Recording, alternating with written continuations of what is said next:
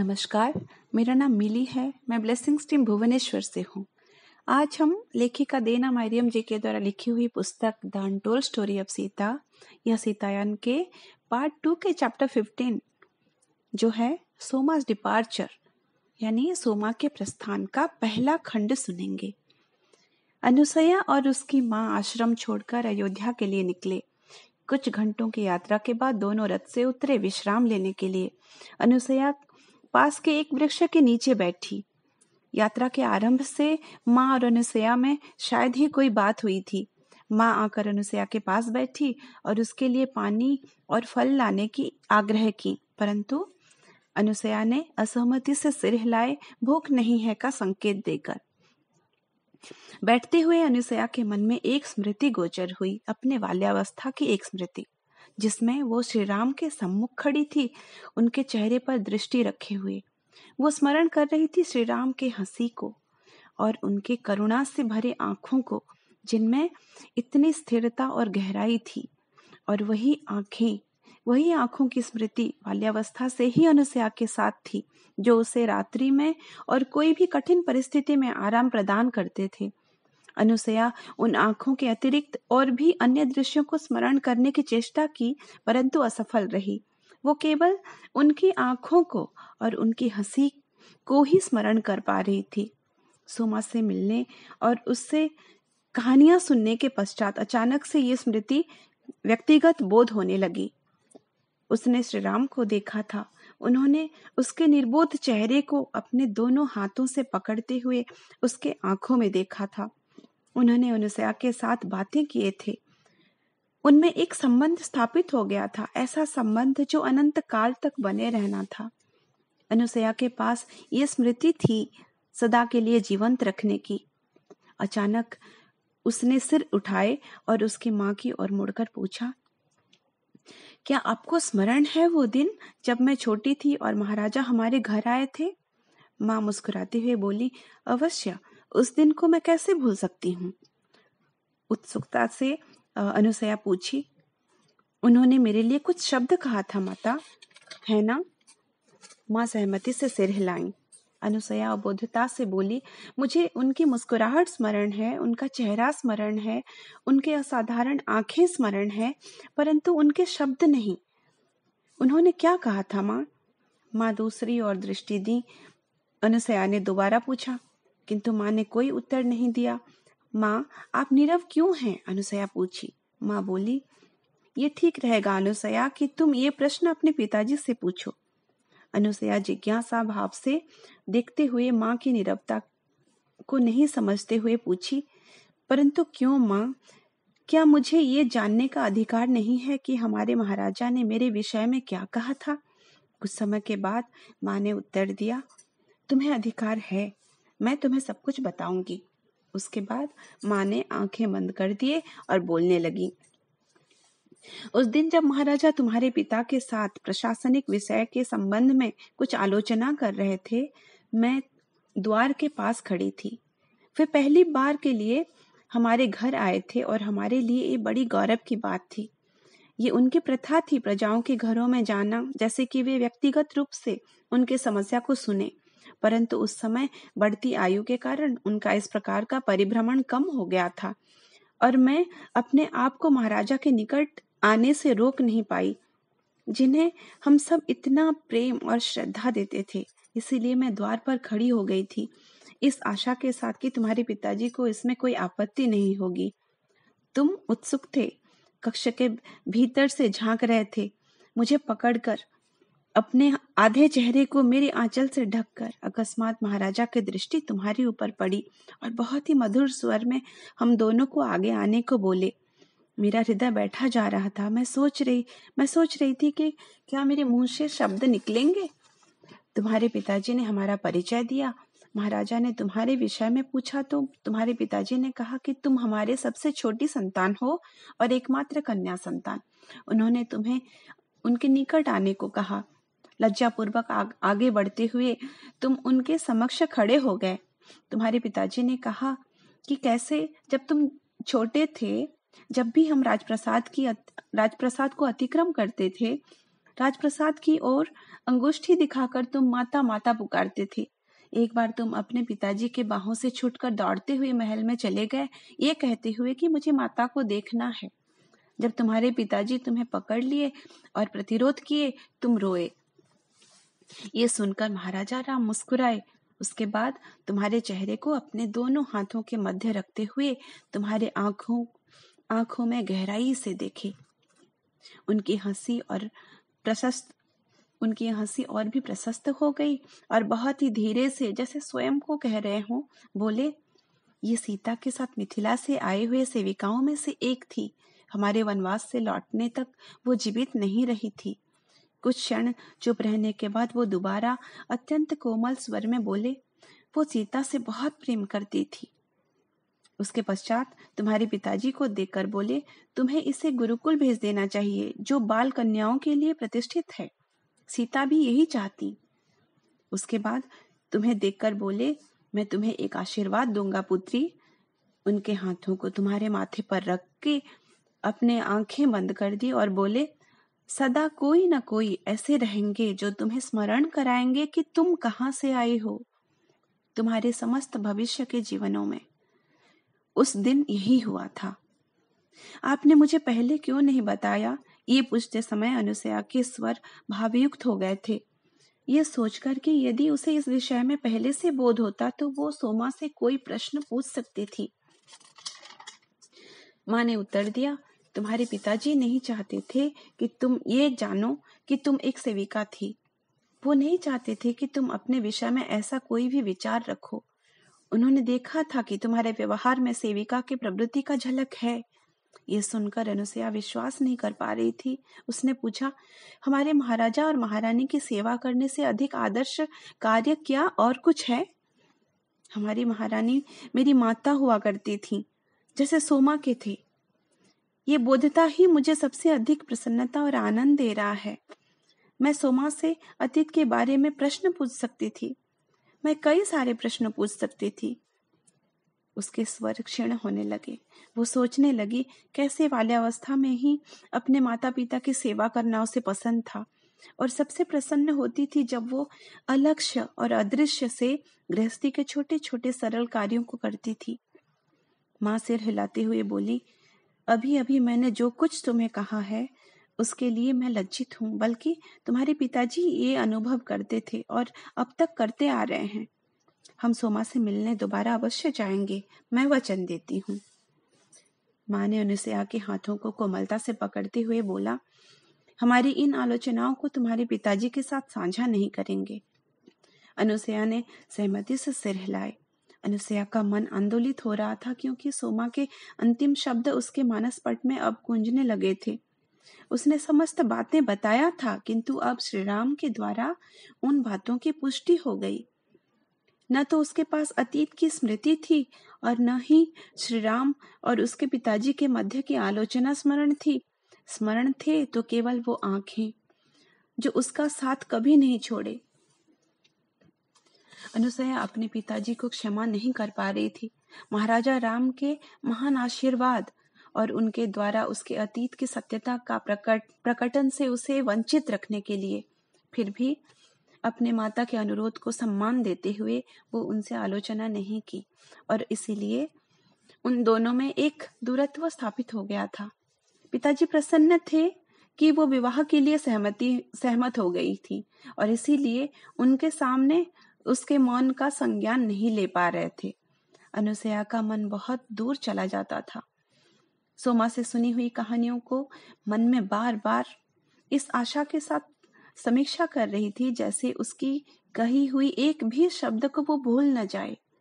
घर के कार्यों को स्थूल रूप से करती थी, परंतु मानसिक रूप से नहीं।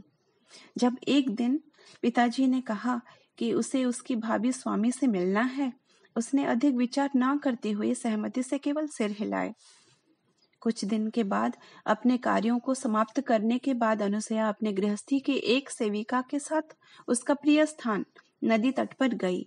वहां बैठकर जल के प्रवाह को देखते हुए सोमा से सुनी हुई कहानियों को स्मरण कर रही थी। विचारों में मग्न अवस्था में अकस्मात उसने किसी की उपस्थिति की अनुभूति की। मुड़कर देखा तो कुछ दूरी पर एक युवक को खड़ा पाया। स्वयं का परिचय देते हुए उस युवक ने कहा, मैं अजीत हूँ और मुझे लगता है आप अनुसया हैं। मैं आपके घर गया था आपसे मिलने, परंतु मुझे बताया गया कि आप नदी की ओर आए हैं। अनुसया ने सिर हिलाया। उसके हृदय की गति बढ़ गई थी। ऐसी परिस्थिति पहले कभी उसके सामने नहीं आई थी। एकांत में एक युवक की उपस्थिति में रहना, जो कि उसका कोई संबंधी भी नहीं था। यही वो युवक था जिसके साथ विवाह करना उसके भाग्य में था। क्या मैं आपके साथ सम्मिलित हो सकता हूँ? युवक ने पूछा। अनुसया ने केवल सिर हिलाकर सहमति दिया। अभी भी वो युवक की ओर देखने का साहस नहीं कर पा रही थी। उस युवक अजीत ने कहा, आपने मेरे प्रिय स्थान को खोज लिया। इस स्थान पर मैं अधिकांश समय पर आता हूँ स्तुति करने के लिए, नदी के साथ बैठने के लिए। अनुसया कोई उत्तर नहीं दे रही थी। अजीत वार्तालाप को जारी रखने की चेष्टा कर रहा था। उसके स्वर के कंपन को अनुसया समझ पा रही थी और उसे अजीत के लिए बहुत दुख हो रहा था, परंतु वो कुछ बोल नहीं पा रही थी। वो बद्धचिह्न हो गई थी। कुछ समय बात करने के बाद अजीत नीरव हो गया। अनुसया साहस जुटाकर उसकी ओर मुड़ी। अजीत की दृष्टि नदी के जल पर थी, इसीलिए उसके दृष्टि के सम्मुख आए बिना उसे परीक्षण करने का सुयोग अनुसया को मिला। वो एक रूपवान युवक था। कुछ असाधारण नहीं था, परंतु उत्कृष्ट आकृति युक्त था और उसके चेहरे पर एक संवेदनापूर्ण अभिव्यक्ति थी जो अनुसया का ध्यान आकर्षण कर रहा था। अपराह्न के सूर्य की प्रखरता बहुत अधिक था, किंतु ये दोनों वृक्ष की छाया के कारण उस प्रखरता से रक्षा पा गए थे। अचानक अनुसया ने देखा, अजीत की दृष्टि एक रोमदार पशु के ऊपर थी जो नदी तट पर संघर्ष करते दिख रहा था। बहुत ही स्पष्ट स्वर में उसने बोला, लगता है वो पशु पीड़ा में है, मुझे उसके निकट जाना चाहिए। अनुसया ने देखा, जब अजीत उस पशु के पास गया, वो पशु भागने की चेष्टा कर रहा था। वो उस पशु को लाकर अपने गोद में रखा और उसके पैरों की मालिश करने लगा। बहुत ही दया भाव से बोला, लगता है कोई बड़ा पक्षी ने आक्रमण किया है, पर मुझे लगता है ये बिल्कुल ठीक हो जाएगा। उसके बाद अपने गले में पहना हुआ चांदी के कुंडे को उतारकर उस पशु के शत पैरों के ऊपर रख दिया और कुछ समय के लिए आंखें बंद कर बहुत ही धीरे स्वर में बोलने लगा, माता का प्रेम तुम्हें स्वस्थ कर देगा।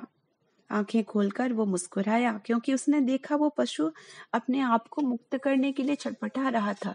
उसको मुक्त करते हुए अजीत ने कहा, अब तुम अपने मार्ग में जा सकते हो। उस कुंडे को उसने दोबारा धारण कर लिया और अब सामान्य लंगड़ाते हुए जाने वाले उस पशु को देखने लगा। अनुसया की दृष्टि अजीत के गले पर लटकता हुआ उस कुंडे के ऊपर थी। बहुत ही संकोच के साथ पहली बार उसने पूछा, जो कुंडा आपने गले में धारण किया है, आपको कहाँ से मिला? अजीत ने कहा, इसे मेरी दादी ने मुझे उनकी मृत्यु से पहले दिया था। मुझे विश्वास है कि इसमें आरोग्य करने की शक्ति है। और आपके दादी को ये कुंडा कहाँ से मिला? आग्रह के साथ अनुसया पूछी। अजीत बोला, इस कुंडे के पीछे एक लंबी कहानी है। अनुसया बोली, मैं उसे सुनना पसंद करूंगी। अजीत ने कहा, ठीक है, हो सकता है आपको विश्वास ना हो, इसे हमारी महारानी सीता ने अपने वनवास से लौटने के बाद दिया था। उन्होंने कहा था कि उन्हें ये चांदी का कुंडा उनकी माँ ने दिया था जब वो मिथिला से विदा ली थी। अनुसया आश्चर्य होकर बोली, ये माता सीता का है? अजीत ने सामान्य हंसकर पूछा, तो आप भी उन्हें माता बुलाती हैं? मेरी दादी भी उन्हें यही बुलाती थी। वो उन्हें बहुत प्रेम करती थी। जैसे कि मैंने कहा था, ये एक लंबी कहानी है। जब राजा राम और राजकुमारी सीता विवाह के पश्चात पहली बार अयोध्या आए, समस्त अयोध्यावासी अपने घरों से बाहर आ गए थे उन्हें देखने के लिए। उस भीड़ में मेरी दादी भी थी, परंतु मेरी दादी ने जो देखा वो दूसरों से भिन्न था। उन्होंने एक रानी को नहीं देखा, बल्कि एक महान देवी को देखा जिनके शरीर से महान प्रकाश निर्गत हो रहा था। उन्होंने राजकुमारी सीता के प्रकृत रूप को देखा। और इसीलिए जब कुछ महीनों के बाद ही उन्हें वनवास भेजा गया, मेरी दादी ने बोध किया था कि निश्चय ही उस वनवास का कुछ महत्व उद्देश्य है, और वो बिल्कुल वैसा नहीं था जैसे सब सोच रहे थे। वो मुझे बोलती थी कि वनवास कभी संभव ही नहीं हुआ होता यदि राजा राम और राजकुमारी सीता इसे उनके कार्य के लिए महत्वपूर्ण नहीं समझे होते। उन्हें आगे किन किन संकटों का सामना करना था, ये बोध भी मेरी दादी को हो गया था, और इसीलिए उन्होंने नदी में जाना आरंभ कर दिया, उनके लिए प्रार्थना करने के लिए, मंत्र उच्चारण करने के लिए, विशेष रूप से राजकुमारी सीता की सुरक्षा के लिए, उनके हित के लिए और उनके लक्ष्य की सफलता के लिए। अजित को बाधा देते हुए अनुसैया बोल पड़ी, वो आपकी दादी थी? सोमा की कही कहानियों के खंड को जोड़ने लगी थी अनुसैया। अजित एक विस्मय स्वर में पूछा, आप उनके विषय में कैसे जानती हैं? विस्मय भाव से सहमति भरते हुए अनुसैया ने कहानी जारी रखने को कहा और अजित कहानी को आगे बढ़ाया। पूरे 14 वर्षों में दादी ने एक भी सुबह विफल नहीं किया। मेघ गरजे, वर्षा हो, शरीर अस्वस्थ हो अथवा कोई भी कठिनाई हो, अपनी प्रार्थना प्रदान करने वो अवश्य जाती थी नदी तट पर। मैं सदा सोचता था कि उन्हें ऐसा करने को क्या प्रेरित करता था। वो अपेक्षाकृत एक निर्धन स्त्री थी, जिन्हें संसार का ज्ञान इतना नहीं था, किंतु वो एक शुद्ध आत्मा थी, अच्छाइयों का सारांश। कोई भी जरूरतमंद व्यक्ति को वो कभी भी लौटाती नहीं थी, सदैव सहायता के लिए तत्पर रहती थी, अपनी आवश्यकताओं की परवाह किए बिना। मैं उन्हें इस तरह से स्मरण करता हूँ। विवाह के कम समय के पश्चात उनके पति का देहांत हो गया और वो अकेली अपने एकमात्र पुत्र अर्थात मेरे पिताजी का पालन पोषण किया। उन्होंने संघर्ष किया, परंतु फिर भी प्रत्येक दिन भोर बेला से पूर्व नदी पर जाती रही। बहुत शीघ्र अन्य स्त्रियां भी उनके साथ आने लगे। अंत तक अनेक अयोध्या की महिलाएं आने लग गए थे। अपनी दादी के विषय में इतना कहकर वो चुप हो गया। अनुसैया अप्रत्यक्ष दृष्टि से उसे देख रही थी। उसके चेहरे पर प्रकट हुए भावनाओं के बादल को देख पा रही थी। उसके प्रति अनुसैया का हृदय आ गया। उसने पूछा, आप अपनी दादी से अवश्य बहुत प्रेम करते थे? अजित ने सिर हिलाकर सहमति दिया। जब उसने बोलना आरंभ किया, उसके स्वर सामान्य कांप रहे थे। मेरे ऊपर उनका गहरा प्रभाव था, और यदि भी मेरे बाल्यावस्था में ही उनकी मृत्यु हो गई थी, उनकी स्मृति मुझे अच्छी प्रकार से स्मरण थे। मैं उन्हें स्मरण करता हूँ, उनके कर्मों से, उनके शब्दों से नहीं, क्योंकि वे बहुत कम बोलती थी, परंतु उनका जीवन मेरे लिए उदाहरण था। अनुसैया ने पूछा, क्या आप मुझे बता सकते हैं कि आपकी दादी के पास ये कूंडा कैसे आया? अजित ने कहा, राजा राम और महारानी सीता के वनवास से लौटने के बाद मेरी दादी सदा अस्वस्थ रहने लगी। मेरे पिताजी जब उनके लिए औषधि लाने गए थे, उस समय राजकुमारी सीता रथ से भ्रमण करते समय उसी स्थान से अतिक्रम किए। जब उन्होंने मेरे पिताजी को देखा, रथ से उतरे और उन्हें नदी के उस स्थान पर ले गए जहाँ औषधि वृक्ष थे। रानी सीता ने ये कहा था कि जब दादी स्वस्थ हो जाएंगी तो उनसे मिलने अवश्य आएं। जब वे स्वस्थ हो गई, उन्होंने अनेक बार चेष्टा किया रानी सीता से मिलने की, परंतु सुरक्षाकर्मी उन्हें मिलने नहीं देते थे। एक दिन रानी सीता और उनके सेविका मेरी दादी से छद्म वेश में मिलने आए, और तभी रानी सीता ने मेरी दादी को कहा था वो कैसे उनकी और पूरी अयोध्या की नारियों की प्रार्थना को जानती थी, और कैसे वो प्रार्थना उन्हें लंका में उनकी बंदी अवस्था में सहायक हुए थे। इसीलिए प्रशंसा के प्रमाण स्वरूप रानी सीता ने अपने चांदी के कुंडे को गले से उतारकर मेरी दादी के गले में पहना दिया। वो कुंडा उनके लिए बहुत अमूल्य था, परंतु उन्होंने कहा था कि जो सेवा मेरी दादी ने उन्हें दिया था, उसके लिए कृतज्ञता ज्ञापन करने का अन्य कोई मार्ग नहीं था। अब आपको बोध हो रहा होगा कि मेरी दादी के लिए इसका अर्थ क्या था, जिन्होंने कभी भी अपने कार्यों के लिए कोई भी स्वीकृति अथवा प्रशंसा की अपेक्षा नहीं किया था। और तब राजकुमारी सीता ने कहा था कि हम अपने प्रार्थना के प्रभाव को नहीं जानते, उनका प्रभाव हमारे कल्पना से बाहर हो सकता है। यही एक बात बारंबार मेरी दादी मुझे बोलती थी। बहुत ही विस्मय भाव से अनुसया धीरे से बोली, तो वो आपकी दादी थी?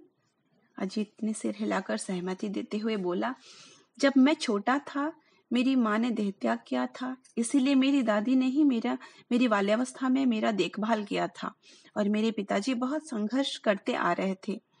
परंतु महारानी के उस आगमन के बाद उन्होंने जो कुछ किया सब में उन्हें सफलता मिली। वे बहुत धनवान हो गए, किंतु इसका कोई भी प्रभाव मेरी दादी पर नहीं पड़ा। उन्होंने कभी भी अपने जीवन के मार्ग को नहीं बदला। मेरे पिताजी ने दूसरा विवाह कर लिया और हम सब एक बड़े घर में रहने के लिए गए, परंतु दादी ने जाने से मना कर दिया। उन्होंने कहा कि वो सदा वैसे ही रहना चाहती हैं जैसे हमारी रानी रहती थी। ये जो कुछ अनुसया सुन रही थी उसे विश्वास नहीं हो रहा था। वे दोनों कुछ क्षण के लिए नीरव हो गए थे। अजीत की संगति अब अनुसया को शांतिप्रद लगने लगा था, जैसे कि वे दोनों बहुत पुराने मित्र हों, और इसीलिए वो नीरवता भी अनुपयुक्त नहीं लग रहा था, बल्कि अनुसया शब्दों के भीतर की शून्यता को उपभोग कर रही थी। जो शून्यता, जो नीरवता उन दोनों में आ गई थी। सोमा के द्वारा कही हुई अंतिम शब्द पर चिंतन करते हुए अनुसया ने पूछा, आप पशुओं से प्रेम करते हैं, है ना? चेहरे पर एक चमक के साथ अजीत ने कहा, ये एक न्यूनोक्ति है। यदि संभव होता मैं अपना पूरा जीवन पशुओं के ऊपर न्यौछावर कर देता, उनका देखभाल करके, परंतु मेरे पिताजी का उद्देश्य भिन्न है। ये बोलते हुए उसने दीर्घ श्वास छोड़ा। अनुसया के मन में सोमा के स्वर गूंज रहे थे। वो सोच रही थी, जिसके साथ मेरा विवाह होना था वो महाराजा जनक के गृहस्थ के पशुओं का देखभाल करता था। तब वो मुझसे विवाह करना चाहता था तो मेरे पिताजी ने अनुमति नहीं दिया था। अब इस जन्म में मेरे पिताजी ही इस प्रस्ताव के लिए इच्छुक हैं। कितना अद्भुत है! जो उस जन्म में नहीं हो पाया था अब इस जन्म में होने जा रहा है। अपने विचारों से बाहर निकलकर उसने पूछा, आपके लिए आपके पिताजी की क्या इच्छा है? उत्तर देते हुए अजीत ने कहा, प्रशासन में जाना। इस प्रकार की योजना हमारे पिताओं ने ही किया है। ये मेरी इच्छा नहीं है, परंतु मैं ये करने वाला हूँ। अब अनुसया की स्मृति में माता के वे शब्द आए जिसमें वो एक नए समाज के निर्माण के विषय में कह रहे थे। वो था, हो सकता है ये भलाई के लिए हो, हमें इसका स्वागत करना चाहिए। माता के इन शब्दों को स्मरण करके अनुसया मुस्कुराई और बोली, मैं निश्चित हूँ कि आपके पास आपके दादी जी से सुनी हुई और भी अधिक कहानियां हैं। माता की कहानियां? अजीत हंसने लगा और बोला, मेरे पास बहुत सारी कहानियां हैं, कोई अच्छे समय में आप उसे अवश्य सुनेंगी। उसके बाद अनुसया की ओर मुड़कर बोला, मुझे लगता है माता के प्रति आपका भी असीम प्रेम है। मेरे दादी को इस बात की अत्यंत प्रसन्नता होगी, परंतु आपके पास भी अवश्य कुछ कहानियां होंगे। अनुसया ने उत्तर दिया, अनेक हैं और कोई अच्छे समय में उन्हें सुनेंगे। तो मित्रों, आज के इस खंड में इतना ही। आगे के खंड में हम सुनेंगे और कुछ कहानियां। तब तक के लिए नमस्कार, धन्यवाद।